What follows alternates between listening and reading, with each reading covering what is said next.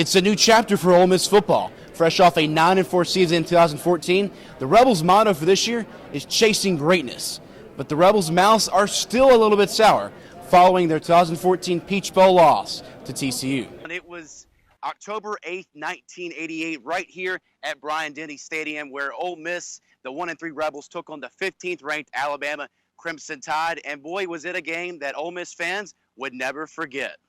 Thanks, guys. Coming into this game, Alabama head coach Nick Saban was 9-1 in revenge games. Also, the Crimson Tide were favored by a touchdown, but none of that mattered to Ole Miss as they took care of business. Let's take a look at the highlights. Here we go.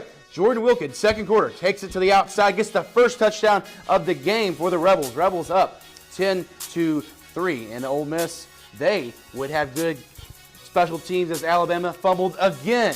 That's their second fumble of the game. Ole Miss recovered as this would set up a Chad Kelly rushing touchdown to the outside, flies over two defenders and puts Ole Miss up by 14. Chad Kelly was the story of the game, I kid you not. Let's see what he does on this next play. Chad Kelly, high snap, looks in the air, throws it. Why did he do that? Out of nowhere, the ball is tipped off a helmet and caught by Quincy Adebojo. Adebojo with that quick speed to the 10-5 touchdown, Ole Miss. And boy, was that a play that would change the game. Nick Saban not happy, as you see.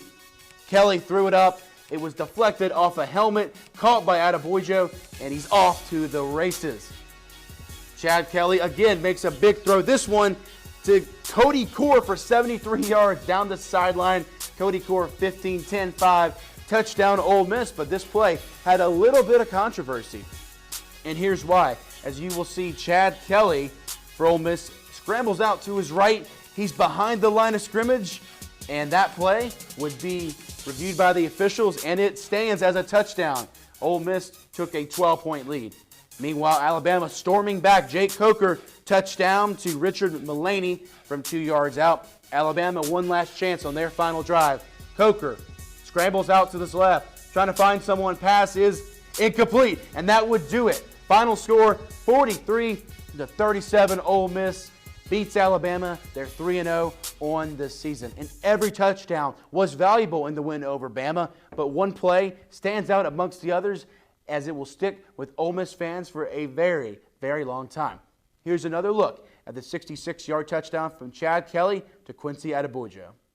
The Gators got the football back and had a chance to win the game, but it was Tony Fine, the original Landshark, that made a huge stop that would win the game for the Rebels. Welcome to Rebel Watch. Browning Stubbs back with you. Earlier in the show, we showed you the big win in Tuscaloosa. Perhaps the biggest performance was junior transfer Chad Kelly, who is moving up in the Heisman rankings.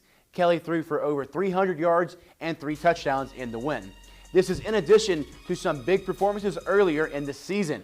Kelly now has to be considered for some Heisman talk as he has over 800 yards passing and 9 touchdowns in the air as well as 3 on the ground. Taking a look, Kelly had similar stats against Bama as he did in the first 2 games of the season against UT Martin and Fresno State.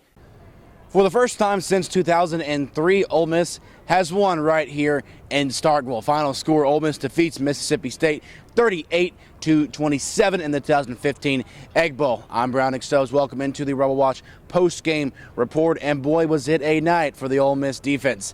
The Ole Miss Landsharks, they sacked Dak Prescott 6 times in this football game. Dak Prescott also threw an interception.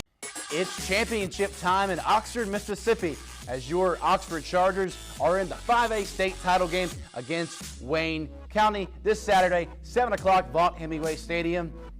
And we'd like to welcome you into Rebel Watch, a special edition of the Oxford Chargers. I'm your host, Browning Stubbs, Madison Avon, Colin Cody, and Breck Jones. How we doing, guys?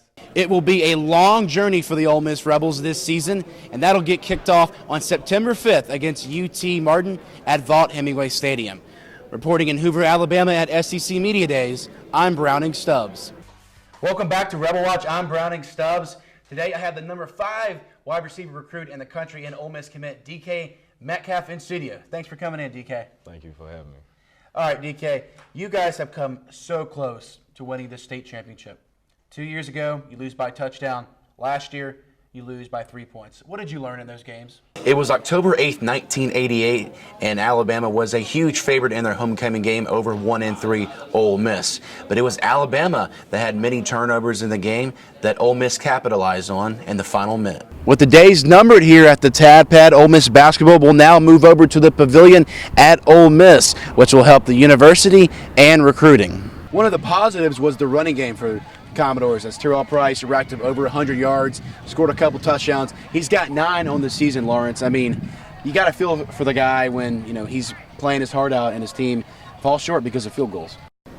Seth, after playing a few years at Ole Miss, you decided to go to the MLB. Talk about your journey and making your way up through the minors. Now, I want to talk about the hockey team, the Ice Rebels. Yeah. So they got a new team. They got a lot of young players on this team. So how are they going to be able to place pretty awesome players that look like you?